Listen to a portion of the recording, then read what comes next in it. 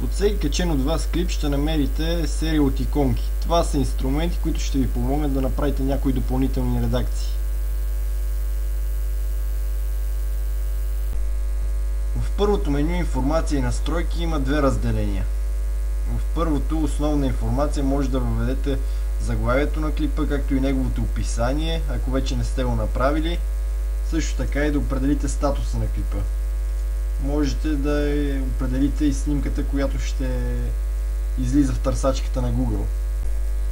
Във втория раздел разширени настройки може да въведете някои цензури, като например кои коментари да се виждат всички или тези, които вие одобрявате, дали хората ще виждат колко хора харесват или не харесват клипа ви, да активирате възрастови ограничения, да определите категорията на клипа, както и някои други подробности. Когато сте попълнили всичко така както го искате, натиснете запазване на промените. Сега второто меню подобрения ще ви позволи да направите някои изменения в цветовете на клипа, също и да вкарате някои ефекти, като например забавен каданс, запълваща светлина, отрязване, завъртане, да заявите определени филтри. Първата програма, която искате да свършите. И от специални ефекти може да изберете замъгляване на всички лица в видеоклипа. Това ще скрие самоличността на хората в видеоклипа ви. В третото меню звук може да промените оригиналния звук на видеоклипа ви с определена песен.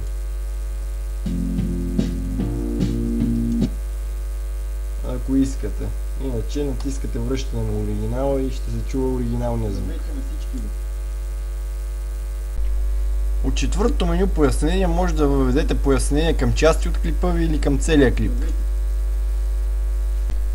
Поясненията са полезни, ако искате да разясните значението на някоя статия или снимка, или ако искате да изразите някоя ваша допълнителна мисъл. Чрез тях също така може да накарате хората да обърнат внимание на определена част от клипа, или да предоставите линк за някой друг канал или някое друго видео. За да създадете пояснения, натиснете добавяне на пояснение. Изберете вида на пояснението. Когато сте го избрали, ще ви излезе ето това меню. В него може да въведете текста на пояснението,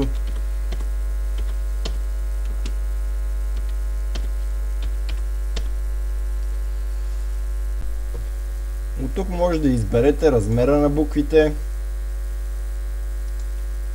цвета им, цвета на фона. Може и да въведете кога искате да почне и кога искате да свърши пояснението. За да преместите пояснението в определена част от екрана, просто го хванете с мишката и го преместете където искате. Също може да направите и с началото и края му. Просто хванете в долната част на екрана прозорчето и го преместете в която част от клипа искате. И ето тук се коригира автоматично. Като цъкнете на връзка, ще може да въведете линк към определен видеоклип, канал, плейлист, проект за набиране на средства, потребителски профил в YouTube или просто да създадете копче за абониране към вашия канал или към чужд канал. За да направите примерно копче за прехвърляне към друг видеоклип, цъкнете на видеоклип. После трябва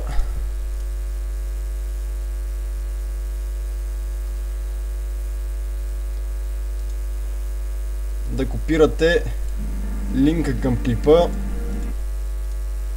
и да го поставите в прозорец. От тук може да изберете от кога да започва свързания видеоклип. Може да изберете дали да се отвори връзката в нов прозорец. Когато сте готови, цъкнете публикуване. И сега може да разгледаме резултата.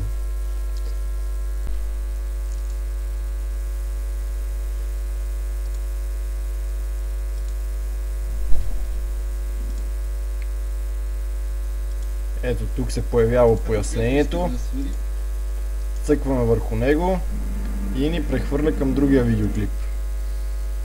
Чрез пояснение може да свържете вашия видеоклип с други клипове в YouTube, да насочите хората към определен канал или просто да ги подсетите да се абонират за вашия. От последното меню надписи може да създадете и да качите субтитри за вашия видеоклип. Все още нямам много опит в това, затова ще разясня тази система в някой друг клип. Това е за тези менюта. Другото меню, което ще разгледаме, е това за анализ. В него YouTube ви предлага определени статистически данни за вашия канал или за определен клип. Може да разгледате каква е ефективността му, колко коментари имате, демографски данни да прегледате, от какви източници се гледа и така нататък. Последното меню, което ще разгледаме, е настройки на канала. От тук може да включите някои допълнителни услуги на YouTube или да увеличите капацитета си за продължителност на видеоклиповете ви. И това е за този клип. Надявам се да съм ви бил полезен. Очаквайте клипове на по-сериозни теми в най-скоро време.